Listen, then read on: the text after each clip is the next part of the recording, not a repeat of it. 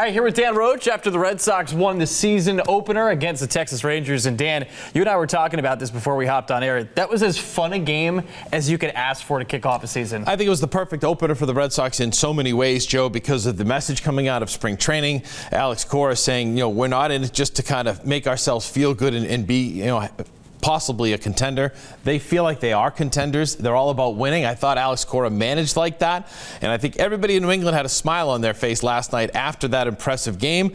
It was just fun to watch unfold, and here they are. Will they go 162-0? Maybe. Very likely not. But, hey, mathematically, it's still possible. Wilyer Abreu, obviously the star of the show, 2 home runs, 3 hits. He actually hit 3 of the 4 hardest hit balls in that game. But obviously the big one, the one in the 9th inning, the 3-run shot. I mean, this is a guy, Dan, that I think a lot of people thought could be traded off of this roster with who they have waiting in the minor leagues with Roman Anthony. And yet he was a good player last year for this club as a rookie, and he delivered here in this first game of the year. Yeah, he won a Gold Glove, and ironically, the big part of the opener for him was the bat. To hit 2 home runs and to have really no spring training because he had a virus. 1 for 20 in spring training. Yeah, and was dealing with it. Yeah, and struggled in spring training. I like a lot of things. I think Alex Cora decided to go with him, kept with him, and then said to him after his first home run, well, you got to hit 2 because you have twins, and they both have twins. Alex Cora has twin boys, and Wilyer Abreu is a father for about a week of twin boys. So that made the story even better, and just the fact that he was able to do that was huge for this Red Sox team, and just kind of a nice way to start this season where you hope you look back on this day and say that's when it all began for the 2025 Red Sox. And he loves hitting in Texas. He actually has 14 at-bats now at the Texas Rangers field, Globe Life Field.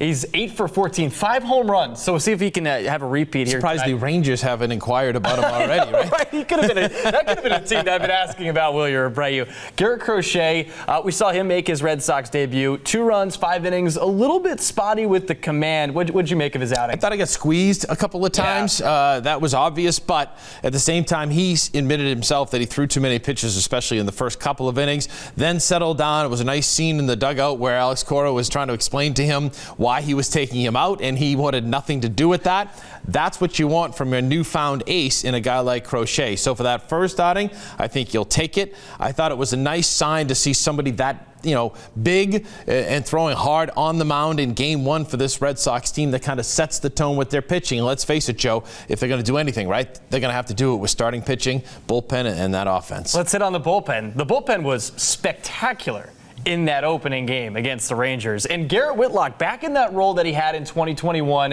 where he was going a couple innings out of the bullpen, he was awesome. Justin Slayton, he closed the game. Chapman came out in the 8th inning, which was a little unexpected. He was also really good. What did you make of the bullpen in the game? Well, a couple of things. One, to see Garrett Whitlock doing what he did back again. You and I have talked about this a lot. We liked him in the bullpen last year. We liked him in the bullpen since he had that wonderful ride. And then Aroldis Chapman, Cora told players that if Corey Seager was going to lead off the 8th inning, then he was going to go with Chapman. He did. Got the job done there. And then we saw a potential closer in Justin Slayton, who came out and was lights out. 1, 2, 3, I think it was in that 9th inning. And there's your bullpen work. But I also thought it was interesting in that Alex Cora, again, we talked about sense of urgency, Joe. I thought he managed that way.